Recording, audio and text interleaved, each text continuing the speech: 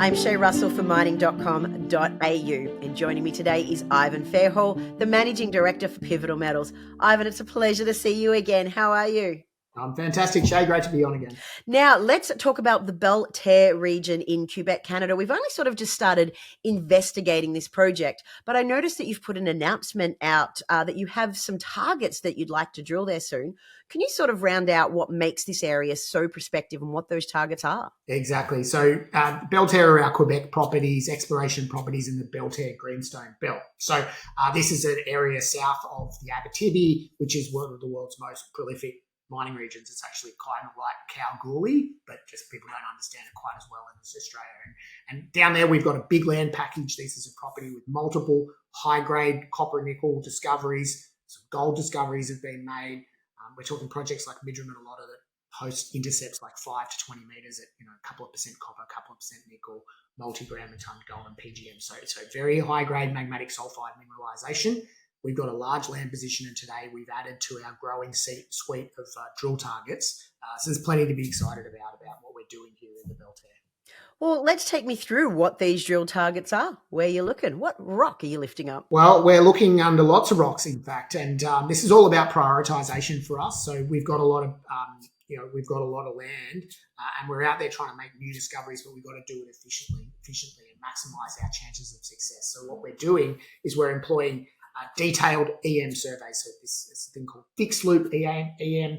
It's basically the most powerful and highest resolution EM survey you can do, and it's a perfect method for targeting these massive sulfide deposits that we're looking for. So we're reporting 2 results here on the Lorraine area. That's a big piece of land, and it's got multiple projects. The first is an area called Shanty Lake, and we've defined a big new conductor, 400 meters by 150 meters. That's quite a big space. It's never been drilled. There's some short holes above that were well mineralized, and so we think that this conductor is the source of that mineralization that's closer to the surface. So that's exciting. And at the Lorraine mine, now this is a mine that was a high-grade copper nickel mine that was mined in the 60s. They pulled out 600,000 tons at probably 1.5% copper. I can't use copper equivalent, but 1.5% copper equivalent, 0.4 nickel, 0.4 gold. So there's a pretty high value rock, massive sulfides, and the geophysics there is showing some high conductivity targets outside of that historic mining area. We all know next to a mine is a pretty good place to find a mine. So some more exciting drill targets that we've defined across our land package, and as I said, we're building a suite of drill targets. And we're able to prioritise them and make sure that we're exploring efficiently. Now, I've noticed in this announcement that you mentioned that there is gold in some soil samples. Now, normally when you and I talk, we're talking about copper and other metals. This is a great environment to be looking for gold. Can you tell me a little bit more about this gold anomaly that you found in the soil? Yeah, good pickup. Look, we've had a busy summer program and we're advancing on lots of fronts, lots of different aspects of our exploration program. Of course, we're always looking for gold as well, and there's a gold system related to the Lorraine mine. Very high-grade gold, bonanza stuff. We've reported on this before that when they were mining underground, they came across these veins of copper quartz gold veining. Underground, they took an underground channel sample that ran 28 meters at 45 grams a ton along that vein. So we're talking super high-grade stuff, and clearly with some continuity. And so we'd trace that, prior to this announcement, we'd sort of trace that to 600 meters away. So building out that strike potential of this area. And we've now extended that strike to 1.5 kilometres with a recent soil survey that we did.